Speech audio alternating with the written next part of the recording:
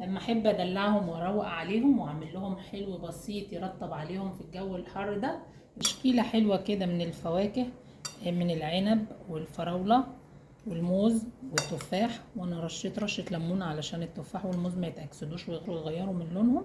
هقلبهم مع بعض بالشكل ده وابدا احطهم في كاسات.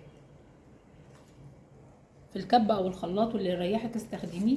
هجيب 2 باكت جيلي اناناس عليه كوبايه من اللبن الدافي،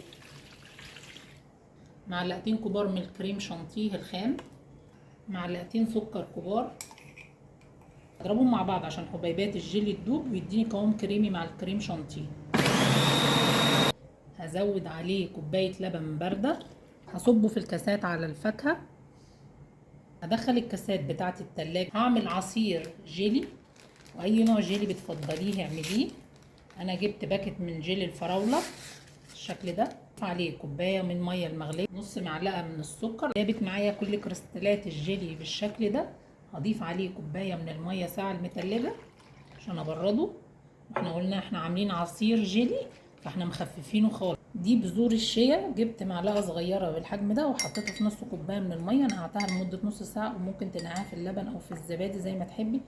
بذور الشيا بذور مغذيه وليها فوائد كتير وصحيه، ضيفيها لاي عصير هتخلي طعم العصير تحفه.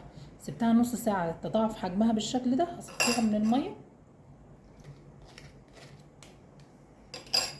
وهضيف عليها عصير الجيلي بتاعنا، حاجه كده تحفه هتعجبكم جدا. اسمه سلاش الجيلي.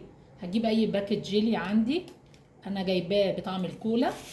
نص كوبايه ميه، نص معلقه من السكر، كعبات تلج. عايزه اقول لكم ان المشروب ده تحفه، طعمه وريحته خطيره.